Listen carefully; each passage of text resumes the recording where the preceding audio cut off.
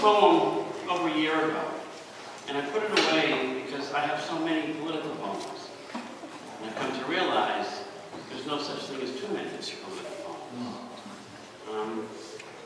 I took it back out the day of the marathon. I thought I could read it and then that would be it. That's not the case. Nothing could prepare me for the events of the past few weeks. Because everything that made the news and the things that are in my head are the things that weren't in the news. I'm sitting on Mass Ave, waiting to go into the PTAOW, an unannounced presidential motorcade, whipping past at warp speed is something in my mind. Leaving Cambridge at night, late at night, and driving past places where people were killed, driving parallel with Homeland Security when you go to get on the highway, and visiting Memorial and Wilson Street late at night. Those things just stay with me. So I decided that I would work at editing this poem a little and try to memorize it. I hope I have it down pat. It's called Freedom. We live in a time of unparalleled personal freedom and individual power of voice. Worse than it being suppressed is taking it for granted.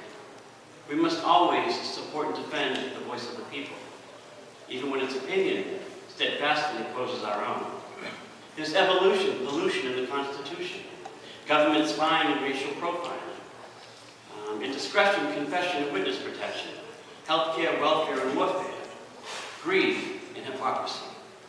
And that brings us to the warehouses and the factories, the truck stops and the coffee shops of the people that made in the USA.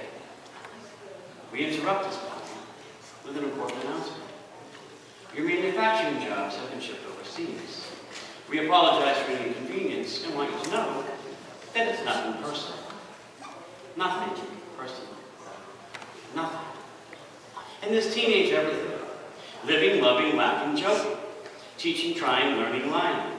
Dating, driving, drinking, smoking. Rape, suicide, and dying. Still crying. And the censorship game. And the censorship game. Don't know what the word is. And the censorship game. Exclusion, confusion. Reorder and disorder. Pixelization and politification. And when all else fails, silence. In trying times, we reaffirm our resolve for the unscrupulous who always capitalize on the weakness of others.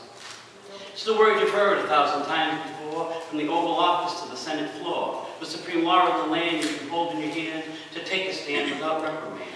Freedom is quite possibly freedom, the most powerful. Freedom, word in the world. And we carry it so boldly on our American shoulders that it makes the Stars and Stripes a constant reminder to promote and defend this freedom for those fortunate enough to have it, those who died in its honor, and those domestic and foreign whose dreams have yet to be realized. And that we never, ever forget what it means to have freedom. Freedom. Freedom.